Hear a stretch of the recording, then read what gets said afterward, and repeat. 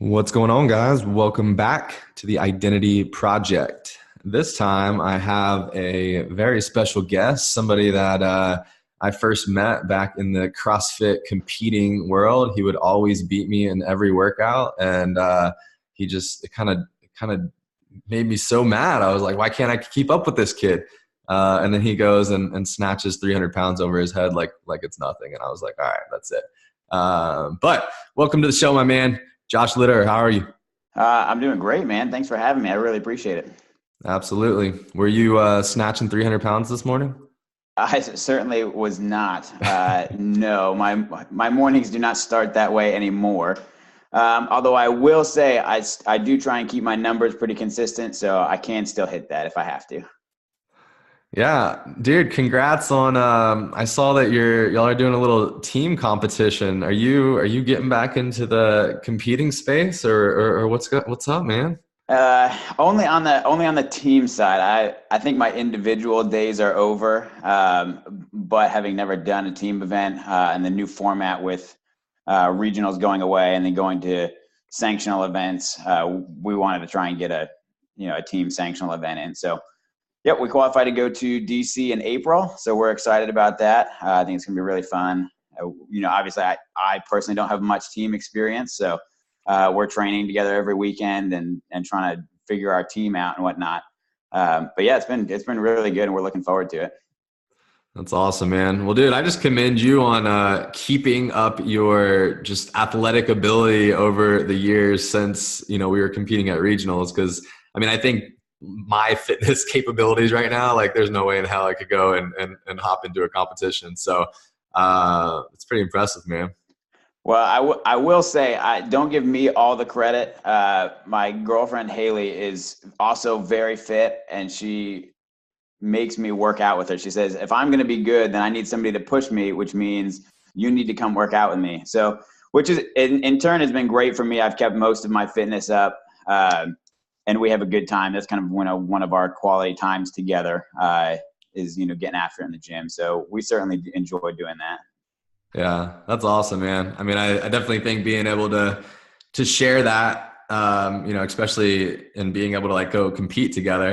That just makes, I'm sure, y'all's relationship even stronger. Being able to overcome, God, some adversity, as we know, in some of those CrossFit events and whatnot, and still be able to, just even if you get mad at each other, like just be there to support each other as well. So, how's that whole dynamic? What does that look like with y'all competing together? It's been good. I was nervous originally, but being in a team dynamic, we have backgrounds that are very team oriented, and so in a lot of cases we can kind of put aside our emotional attachment to one another and focus on the task at hand. I will say there is because our other two teammates are also a couple, so there is an interesting dynamic that we try and play. In some cases, it's better, if we switch pairs, depending on what the workout is. But yeah, that's a dynamic that's fun. We're trying to play with. But for Haley and I think we're pretty objective in nature, so it's not too hard to put our emotional attachment aside. Yeah, that's awesome, man. Well, dude, so as we do with the Identity Project, kind of a podcast dedicated to sharing stories that inspire.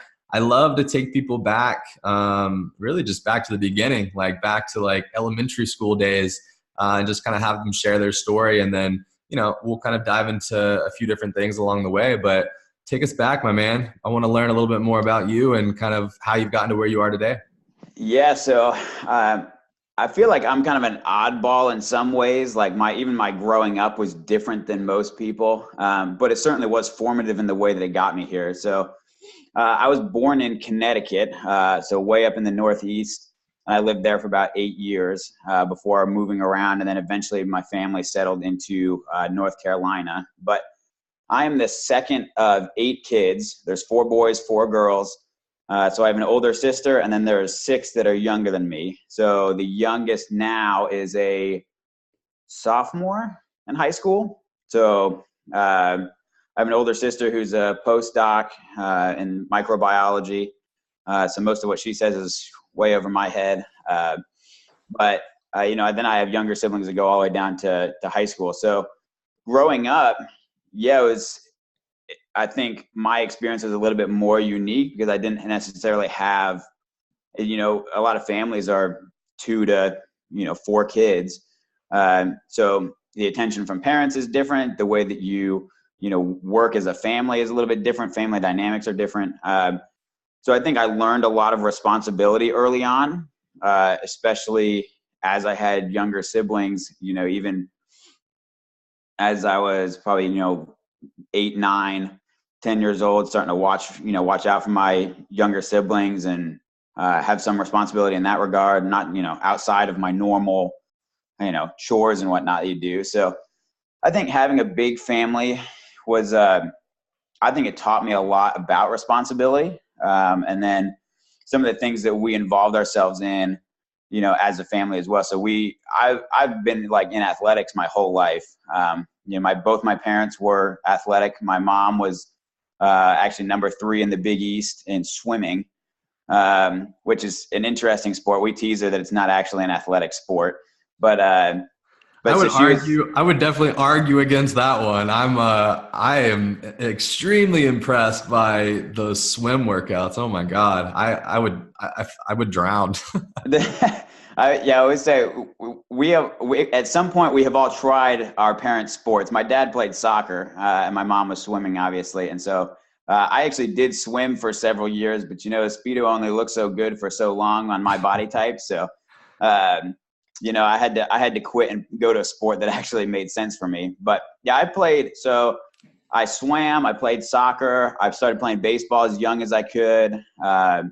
And then eventually I ran some cross country, which is also kind of funny for me, like, especially if you know me at all, like I'm a horrible runner.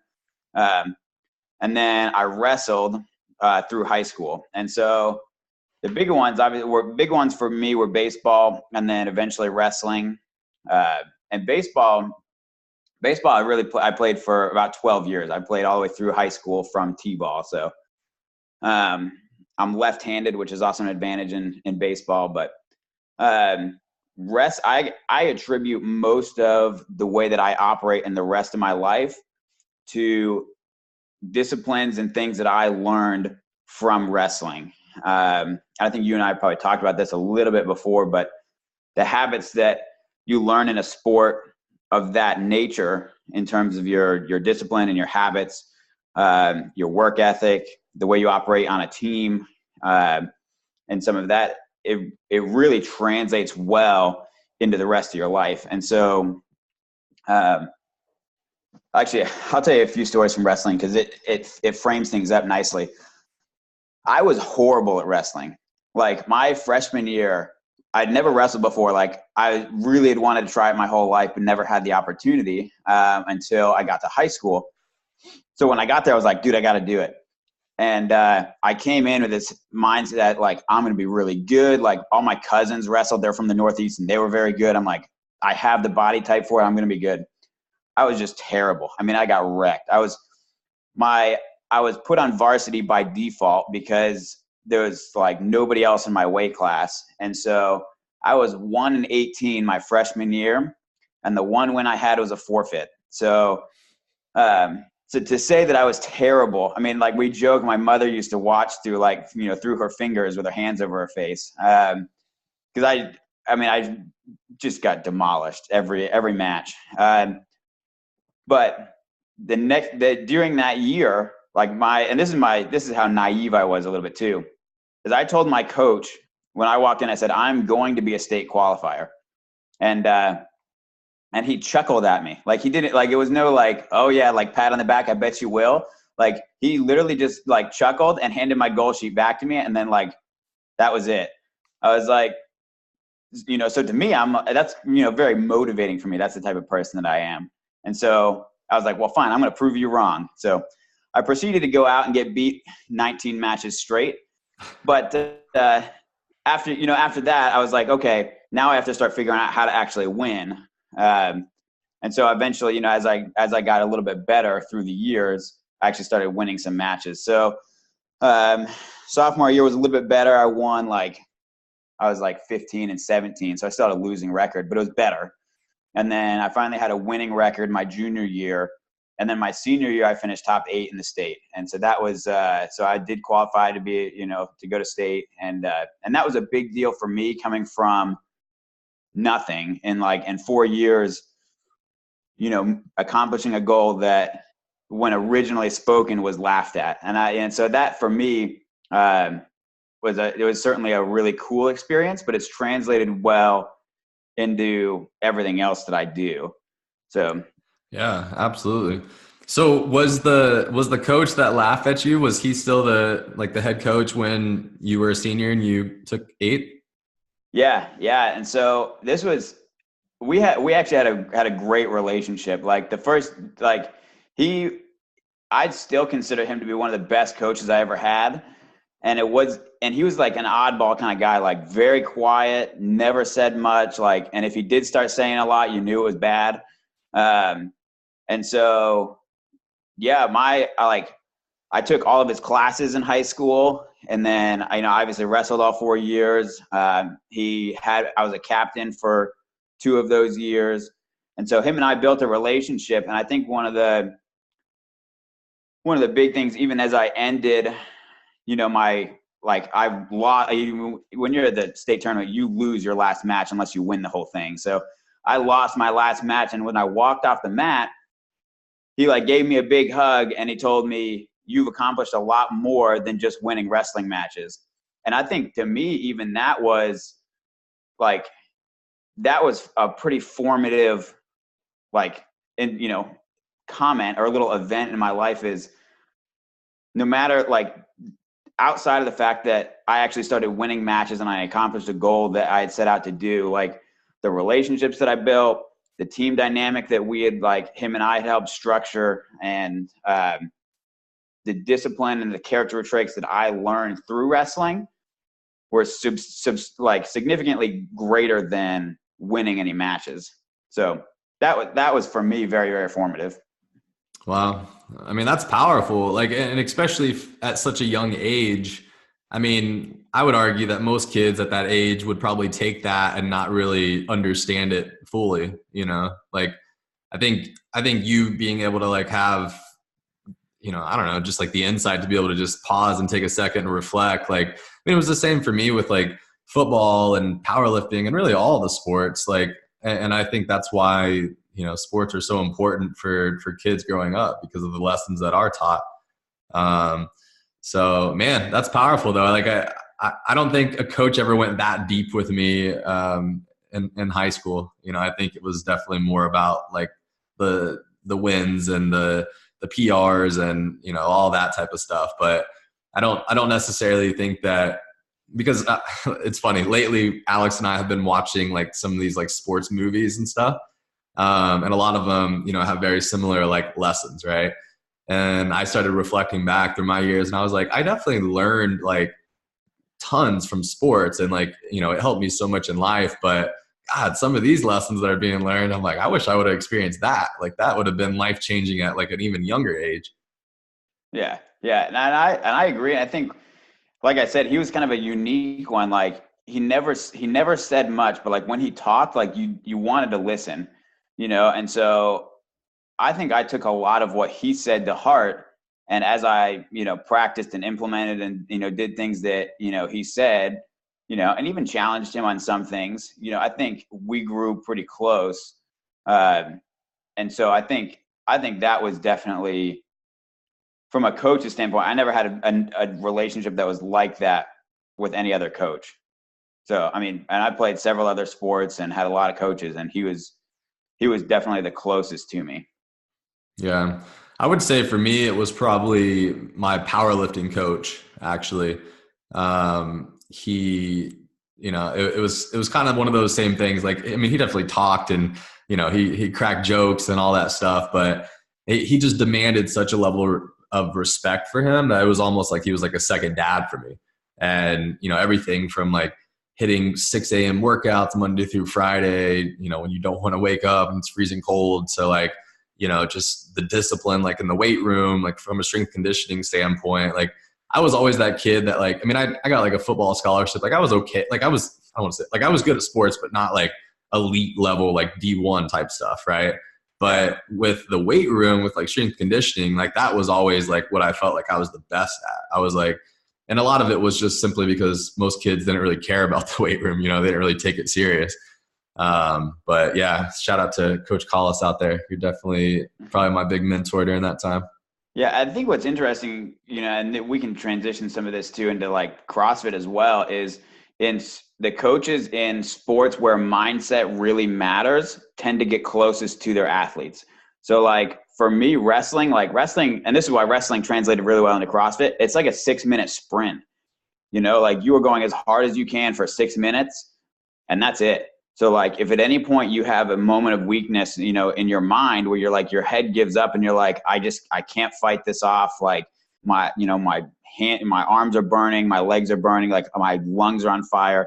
If at any point you give up on that, and you're like, man, this is too hard, or you have a moment of weakness, like the other guy can capitalize in, a split second and the match is over. So I think from a coaching standpoint, being able to coach into your athletes, mindset is something that not only draws your athletes in, but it produces results that last far longer than just that match or that season even. Absolutely. Yeah, I completely agree. And going back to the point that you said earlier, I think a big part of it as a coach too is understanding how to coach your athletes, right? Like, for example, with you, like he challenged you, he laughed at you in your face and said that this isn't going to happen. And then that motivated you. For somebody else, that might have done the complete opposite. So I think that's a really interesting component. I mean, even, obviously with us, like coaching people and, clients and things like that, it's like just understanding how people tick. I mean, I'm diving now into all this, we started kind of talking about like the identity mapping process here recently, and like the Colby Index, like personality type quizzes, like the love languages, like all of this stuff. Like the more that you can learn about how, like what makes people tick, like it's just amazing how much more powerful that can be in actually like changing or challenging them to think differently. Yeah, no, absolutely. And I think, and some of this, obviously like self-awareness is a big like buzzword right now, but sometimes it really does take like somebody from the outside helping you like pull things out. It's like, hey, maybe this is why you do some of the things that you do. Maybe this is why, maybe if we frame something a little bit different, you'll respond differently. So like, I think there's a lot that goes into, obviously now is like, hey, just be more self-aware. Well, most people don't know how to do that. So I think like even with what you're doing with the identity mapping is huge for helping people actually understand themselves and be more quote unquote self-aware, right? So helping, I think it's not necessarily as intuitive as it sounds, it's catchy on a meme on Instagram, but at the same time, like actually putting into practice like self-awareness and knowing yourself so that you can then implement against your strengths is not easy. Yeah, absolutely. I mean, it's the same thing with like goal setting. Like we talk about how important it is to set goals. Okay, well, most people don't actually know how to do that. But yeah, man, I completely agree. So that's kind of high school. And as you prove your coach wrong, right? There's all of these lessons that I learned through sports. Then what's next? So I know you go to school. What does that transition look like? Did you know exactly what you wanted to do going into school? Kind of talk to us a lot about that journey. Yeah, no. So my family all lives in North Carolina, and I decided I wanted to go to school out here in Texas. So I went to Littauer University, which is a small Christian school in Longview, and I got a degree in civil engineering. So, and this gives some of my naivety, when you're 18, you don't really know what you want to do. You might have some idea like, hey, this could be a trajectory for me. When I got into engineering, all I knew was like, they build things and they make good money. That was literally the only two things I knew. Like, and to me at 18, I'm like, well, I certainly want to do better than my parents did. So engineering seems like a good way to try and do that. And so that's what I did. So I went to school and I struggled through school. I was not a good student. I mean, like, and not a good, there's people who are like, I wasn't a good student, but I didn't apply myself. I was applying myself. Like I was trying as hard as I could, and I was still like B's and C's were it for me. Like I don't know that I ever made an A in in one of my core curriculum classes. Like, okay, I made an A in the required physical education class. I made, I made an A in like some of the Bibles and history classes because those were like just write papers and whatnot. It's not a big deal. Man, the engineering stuff was hard. Like I struggled. I worked my tail off to make B's and C's. But I did eventually end up graduating despite wanting to quit several times and switch and all of that. I was like, you know what? And this actually goes back to like wrestling too. Like when I told myself, I walked in, I'm like, I'm going to do this. Like I'm actually going to get this done. And I can remember one day in like I think it may have been the very first class I ever took in college. There was 60 of us, all engineering students. And the teacher had us all stand up and said, all right, now 50 of you sit down. So 50 sat down and there's 10 people remaining. I said, those are the only 10 who are actually going to graduate with an engineering degree from here. And so 1/6. And I was like, well, do you know what that is to me? That's a challenge saying you can't do it. So I was like, screw you, I'm going to do it. Just obviously that's just the way I operate. Right. So I did, despite I failed some classes, I had to retake a few things. But yeah, that statistic was true. I could look back in that class and say, yeah, none of those people graduated, Wow. which is really interesting. But yeah, that's kind of how I got through college. Was I just worked my tail off for some B's and C's, and I finished what I originally set out to do. So I'm so curious, here you are up in Connecticut, first off, like out of state tuition, what made you want to come to Texas first off? And then number two, I guess, what made you go like the civil engineering route versus, any of the other options that are out there? Yeah. So, it's a private school. So realist, like the tuition was going to be roughly the same anyway. It was just going to be expensive. It was like, I actually I made that decision. My parents, I got into several other schools, some that were in-state public schools, and we were going to get a lot of help for me to go. And my parents said, you can go there, but you have to know that you're going to rack up some student debt if you do it. And I made that choice and I said, all right, I'm going to do it. And so I think the biggest thing that drew me to LeTourneau, which was, is it really an interesting school, is the community aspect of it. I had a group of guys that I lived with on same floor that were just stellar dudes. Like loved hanging out with them, and they were a big reason why I stayed not only in engineering but stayed at LeTourneau. So so those are really primary drivers getting me to Texas. And then, kind of everything else, as my story unfolds here, as I got into CrossFit and whatnot, that kept me here. And then now I've really established myself here in Texas. So I don't really see myself leaving. That's awesome. So as soon as you graduated school, well, actually, at what point did you get into CrossFit? Was that in college or after college or? No, it was in college.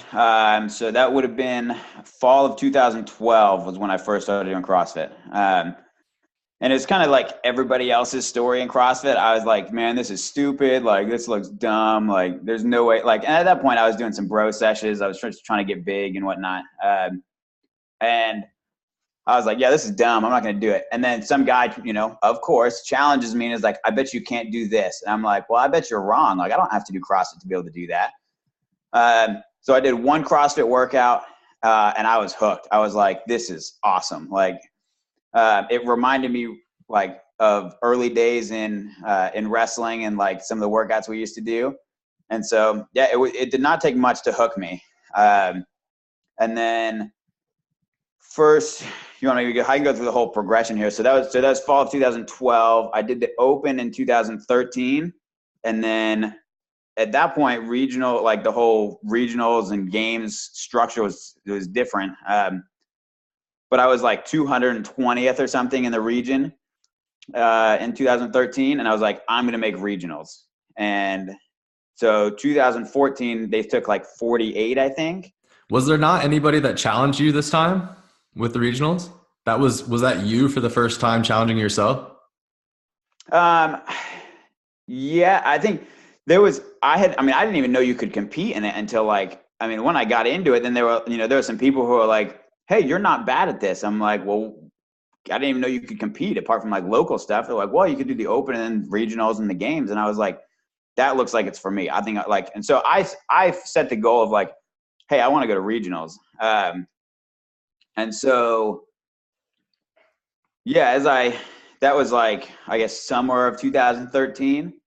And then I started doing CrossFit actually at the university, like up at school. And then eventually I went to a local CrossFit gym and met a lot of people that ended up being a big part of the rest of my kind of CrossFit story there in the fall of 2013. So and this is where it starts to get interesting, and I'm kind of an oddball, I guess. When I told somebody, I'm like, hey, I want to go to regionals, and I really think I have a good shot to do it. They were like, well, if you want to be serious about it, you're going to have to do certain things. You're going to have to like train more. You have to eat a certain amount.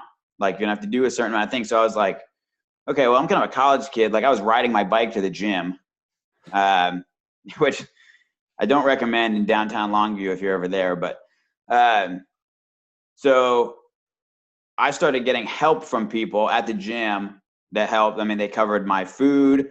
I actually got a vehicle to drive like back and forth from the school to the gym. So it escalated pretty quickly from, hey, this is just like really fun to, okay, like let's try and make regionals. And then, so 2014 came around and I finished, I think I was 23rd in the open that year. So I went from 220 in 2013 to 23rd the next year. And then at that point I started getting really into it. And I was still in school at this time too. I didn't graduate until the fall of 2014. So I was still working a full class load. And then I was getting up, I was training from like 5 to 6:30 in the morning. And then again from about 4:30 till 7 at night. And then I'd go, back home and work on homework till late. So yeah, so then the rest of 2014, I moved out of the place that I was in with a bunch of other guys. Most of them all graduated, so we were losing the house that we were in. So I moved in with a family who I'd met from the gym. They had a guest house on their property, so I moved into their guest house. And then, so that's where I started training. So I did most of my training in the fall of 2014 there in the guest house, we had a garage gym set up, and, so I was there back and forth between there and the gym, and obviously finishing up school. So I got school finished up and I graduated. And then spring of 15, when spring of 15 came around, I would consider it to have been close to the best shape that I had been in. But what had happened was, as I got into it, I got a big head about me. Like, oh, I'm really good. Like I am a somebody in CrossFit, which tends to happen when you're youthful and don't know any better. And so the open comes and goes pretty quickly for me. In 2015, I did not make regionals in 2015 because I neglected to work on a weakness of mine, double under specifically. Which is funny. My coaches used to laugh. They're like, you can snatch 300, but you cannot jump over a rope, a rope. That's freaking ridiculous. And I'm like, well, yeah, it is what it is. But that was what held me out of regionals in 15. And so from there, this is where, I guess there was kind of a lot that was going on in my life at that time. But I was like, I'm going to give it, like, I need to give it a really good shot. And I think I can not only go to regionals in 16, but I think I can go to the games. So late that summer, my coaches were actually out in San Diego at CrossFit Invictus. And so I went out and spent a month out in San Diego, during which, so this is October of 15, during which I actually tore my left bicep. So I can't show you now, but I haven't fixed it. I still have a nice little hole in my left arm where that ligament tore. And that for me, when I tore my bicep, and I'm let's see, 23 at the time. At 23 years old, when you have an injury like that and like you go to orthopedic surgeons who are like, hey, we can't fix that. Like, it's not going to go back the way that it used to. Like, we can fix it cosmetically, but you're going to have to live with that. I started thinking, I'm like, if I continue on the path that I'm on and don't start taking care of myself better and being smarter and things like that, I'm going to be a wreck by the time like I have kids. And like, I started thinking a little bit more long-term. And so I was like, I think, you know, as I healed up, I'm like, I'm going to give this 2016 season a real good shot.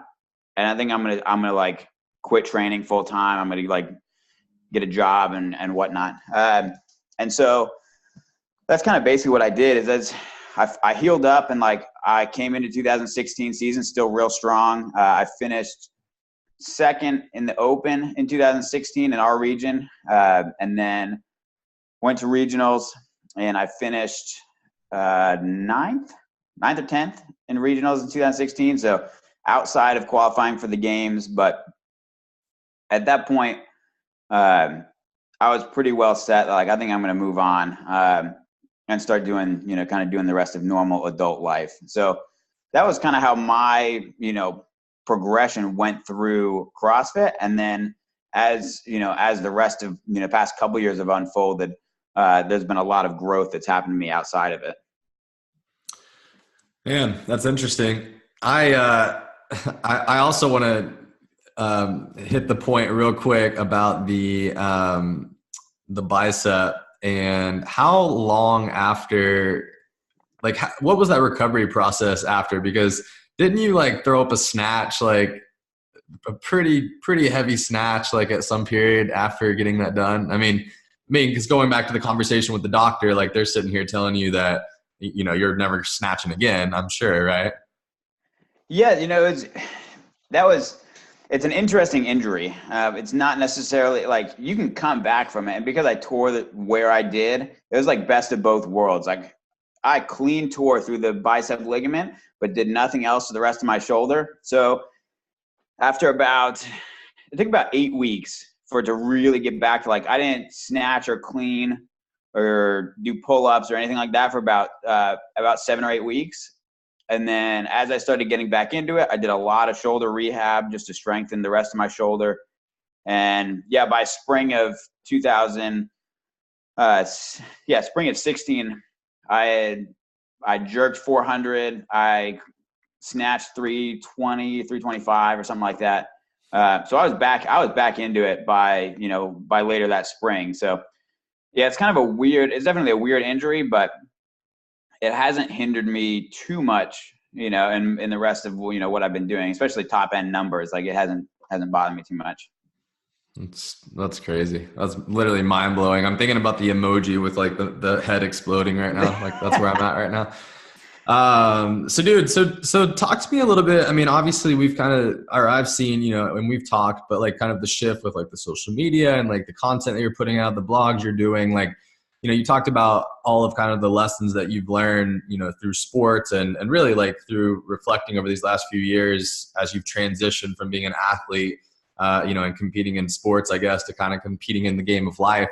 But talk to me a little bit, just kind of around your philosophy, you know, in terms of like a lot of the content that you're putting out these days.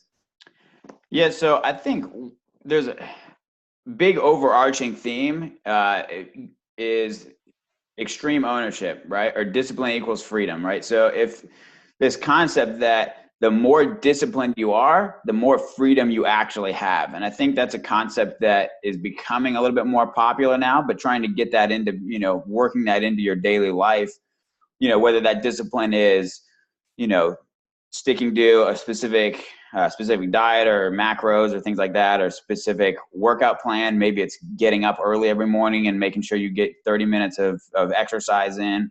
Maybe it's a reading habit. There's all these different things that you can apply discipline to that end up creating freedom for you long term. And so I think that's kind of that's an overarching principle that I've really started applying more and more over the past 3 years. And then down below that, there's habits and things that are, that I've structured into my life that have started to actually create the freedom that we're talking about. And some of that is not just freedom some people interpret that as like, well, if I stick really close to my diet, then I have freedom to eat a cupcake when I want. Or like, yeah, kinda, but like a lot of it is also freedom of mind too. So like, if you're really disciplined in the way that you eat, like you have freedom of mind to not worry about the things that could happen if you were not eating well. So like, or we're going to talk about like your money and finances here in a little bit too. If you're disciplined in the way that you budget and invest now, then long term, you have the freedom to not worry when I'm going to run out of money, or I don't have enough money, or we can't go on this vacation that I want to take my kids to Disney World. Like now, if you're disciplined now, you have the freedom, to not worry about it, and then the freedom to actually go do that thing later on. And so I think those habits, and that mindset has really kind of taken over how I approach most of my life. Yeah, I completely agree. I mean, self-awareness, discipline, and it all goes back to a lot of the stuff, that they talk about and we learn like during sports. So, I mean, it just reemphasizes the importance of it.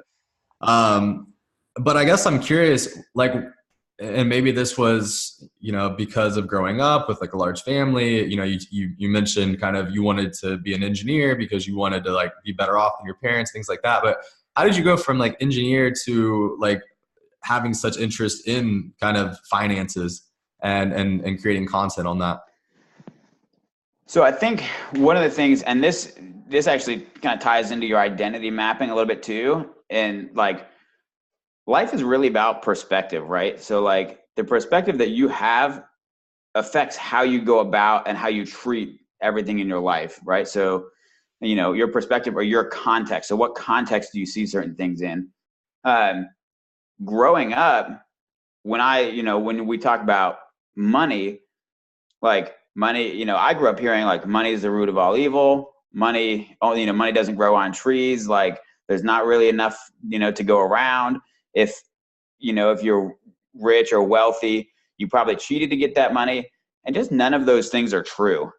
And so for me, I started recognizing the importance of money right from like in that season of me transitioning from competing in CrossFit to being like a normal adult. When you walk from one area of life into the next with quite literally a goose egg. I mean, I didn't have anything. I mean, like I bought a 20-year-old vehicle that I had to finance because I literally had no money to put down. Like I have a small truck. All of my possessions fit in the cab of that truck. I mean, like I literally, like I walked out with nothing. So like, and I had no money and I had all the problems. And I started realizing pretty early, I was like, does money get happiness? No, not necessarily. Like happiness is a mindset. It's not a thing. But can money solve problems? Absolutely. Like money can solve a lot of your problems. And I think if you walk through life, like if I didn't start changing the way that I saw money early on, I don't think I would put myself in a position to succeed, 30, 40 years from now. And so that was I think the biggest shift for me when I started going from like, hey, not just, I want to, make money as an engineer, but I want to figure out what is it actually about money that, people get caught up on. And then how can I help people realize that money, it's not a bad thing, but it's simply a tool that if you apply the disciplines and the habits correctly to, can provide you the freedom that you need, or you want later on in your life. And so I think that's where the transition really came in. It was like, hey, I recognize the importance of this thing, this resource, money. And I also recognize the importance of discipline and habits and how it creates freedom. And now it's just mingling the two, right? So, obviously I have practical application coming up through fitness and sports and things like that, because the habits and disciplines in those things are exactly the same as you would apply to any other area of your life. For you, it's coaching people on, their diet and nutrition. And then for me, it's coaching people on, their money and their finance and giving them a long-term perspective on some of the habits that they have now. So I think that's the kind of the big thing. That's the big thing. And the reasoning for me getting into, this particular industry. Yeah, I think that's interesting. I know for me, I mean, growing up, me and Alex, my wife, have this conversation all the time, around money. It's like, for me growing up, money was, like you said, like it actually was a problem. Like I remember, for me, pretty much every single fight that my parents ever got in was over money. And so growing up, it was always looked at, I at a very, very, very early age took money very serious, and realized the importance of it. But, it's interesting when you stopped competing and it's almost like reality hits you, right? Was there a moment in time where you thought back, because in that moment you had nothing, basically, right? No money. Did it bring you back to, like, as a child and feeling that same exact way? And was that like kind of a light bulb moment for you that, like, hell no, like I dreamed of what I want, and right now, it's basically, I mean, you're at zero, like you said, the goose egg, but it's like you envisioned like what you wanted out of your life, and now it was time to become the person that you needed to become. Yeah, absolutely. And I think so. I joke about this, like Haley and I have this discussion all the time. Haley is my girlfriend. We have this discussion is because she kind of came from opposite side of things. We'd go to McDonald's and you'd get 2 items off the dollar menu. That was our rule. You get 2 items off the dollar menu. And then I would get the scraps. I would get the leftovers of what my siblings ate. Like, because when there's 8 of you, I mean, we may have gotten 3 items. You got 3 items off the dollar menu. So $3 a piece. You're talking about $30 to go to McDonald's, So like my parents, did their best to be frugal because they also understood, like, hey, we're going to have some things coming down the road. And we have 8 kids that all cost money, So like, and being the oldest son, that was kind of my thing. I was like, don't worry, I'll get my, 1 item off the dollar menu. I'll just eat whatever nobody else eats. Like, and that's so recognizing like, hey, that shouldn't have to be, but then getting into like adult life and being like, dude, I'm headed for that if I don't get my stuff, straightened out. And so I think that was definitely a wake up call as as I really got into it. And I can remember a time during that transition, like, okay, I've kind of moved on. I've gotten a little place, I've gotten a place to live. I bought my own car and whatnot. And Haley and I were dating at the time, and I can remember her being like, let's go to Roadhouse for dinner. And I'm like, I hope nothing, like, I'm not getting paid till Thursday. So this better go through. Like, that's a scary, you don't ever want that thought, especially when you're dating somebody, to be like, yeah, you have to pay for this, or yeah, we can't do that. Like, and so I never wanted to be in a position where I had to tell her or my kids, no, we can't do that. Yeah, man. I mean, I can't tell you how much that resonates with me. I mean, I completely get it. Yeah. I mean,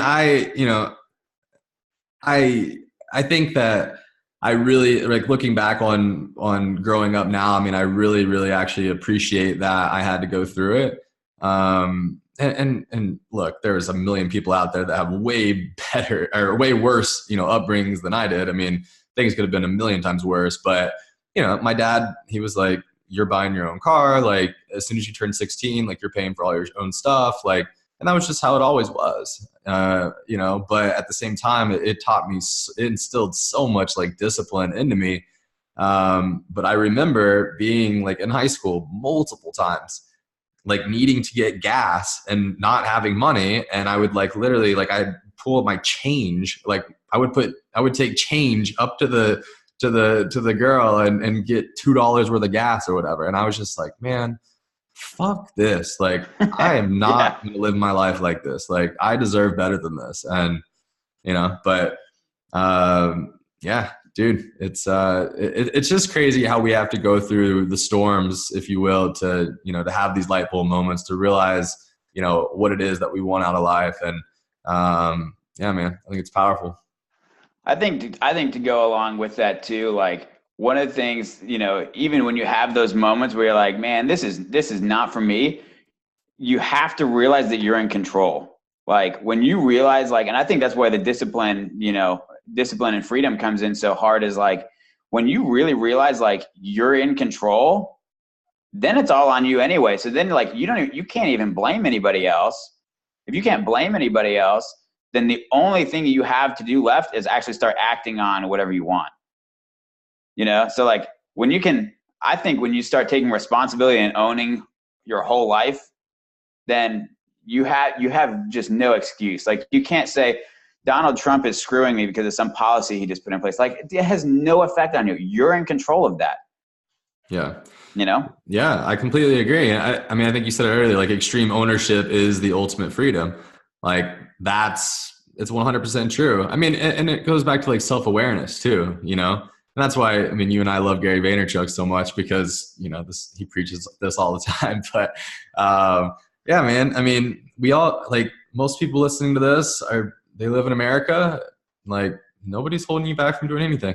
Like I had a call with a client, a nutrition client earlier this morning, and we were just chatting about that. And we were chatting about how she felt as if she wasn't being a good mom. She wasn't being a good wife. She wasn't being good, like in her career, all these things. Right.